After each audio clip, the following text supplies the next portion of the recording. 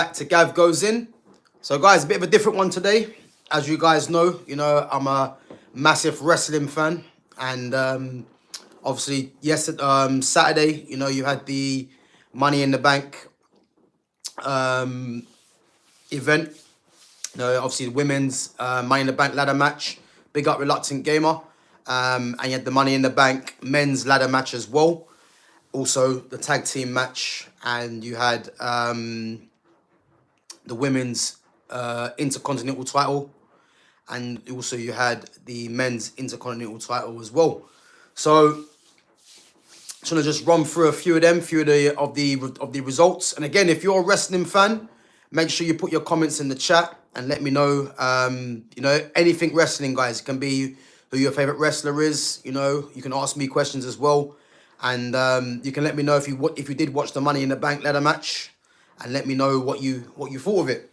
So the first match was the women's ladder match, which was I've got it done actually. So you had Alexa Bliss. Obviously Alexa Bliss has been out of wrestling for a little while. She's a 5-time women's champion, and obviously she came back into this match, and she was up against the likes of Roxanne Perez, who's a newcomer to the WWE. And the same with the likes of Stephanie Vaquer and Giulia, and then you had Naomi and Rhea Ripley.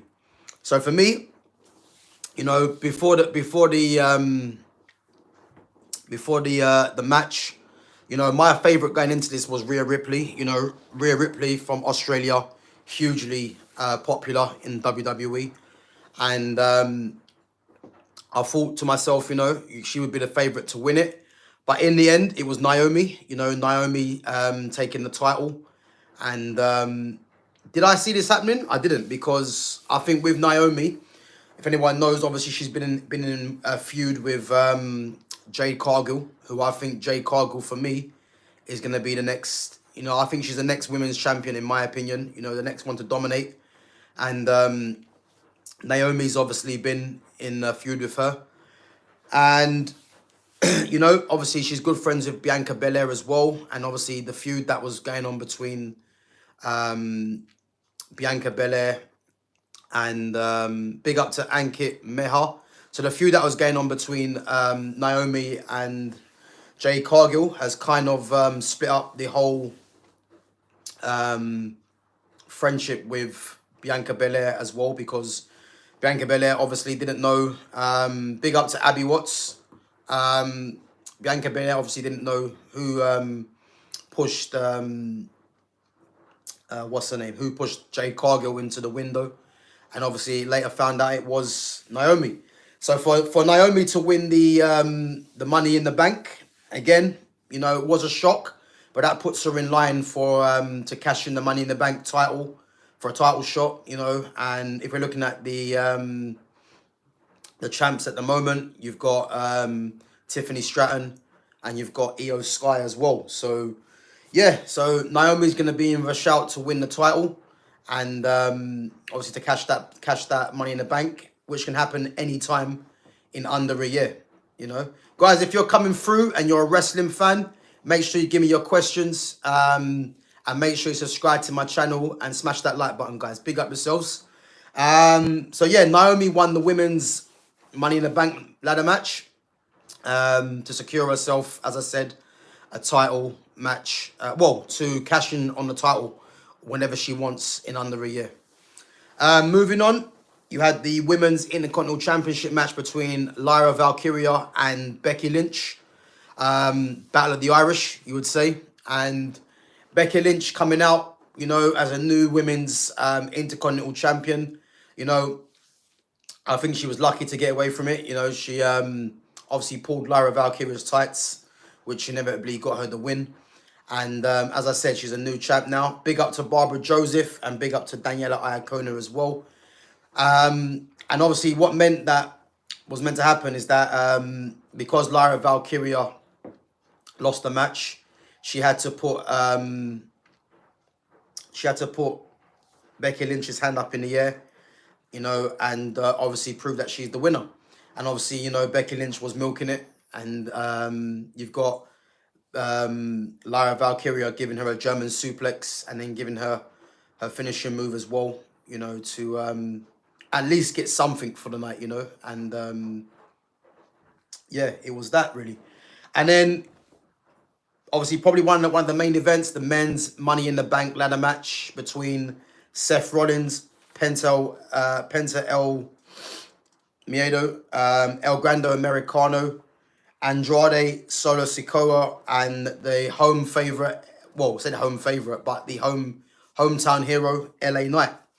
And for me, you know, I think it was more of a case of if Seth Rollins does win this, you know, with the faction that he's built, the likes of Bron Breakker, now he's got Bronson Reed, and obviously his wise man, which is Paul Heyman, you know, or advisory, if you want to call him that. And I think the turning point, obviously, as we know, if you watched it, was the likes of... so first you had Bron Breakker and Big Bronson Reed coming out to help out Seth Rollins and take out everyone. And then you had Jacob Fatu coming down with JC... was it JC Monteo, I think his name is? If anyone knows who that is actually Jeff Cobb. You know, Jeff Cobb's actually he was Jeff Cobb in AEW and in, I think, Ring of Honor as well. But obviously now he's JC Monteo, I think his name is now. Big up to Zyman Bakke. And as we knew, Jacob Fatu, you know, obviously doesn't really want to be in the bloodline no more with Solo Sikoa. And as he took out everyone, you know, Solo Sikoa was trying to climb the ladder. And yeah, big up Zyman, big up, man. And then Jacob Fatu, you know, obviously turns on Solo Sikoa, you know, gives him the super kick, and then gives him his moonsault. And Seth Rollins, you know, comes into the ring, and obviously LA Knight's trying to get to the ladder. Seth Rollins gives him the curb stomp, and as I said, yeah, Seth Rollins takes the Money in the Bank briefcase, and I think for sure now, you know, he'll be looking at trying to cash in on that title and make himself one of the favorites as well for the next title incumbent, you would say. And then you had the tag team match between John Cena and Logan Paul against Cody Rhodes and main event Jey Uso, you know. And I think that match there, I think was, you know, a back and forth match. But the turning point was none other than, you know, R-Truth. R-Truth coming in and obviously giving John Cena,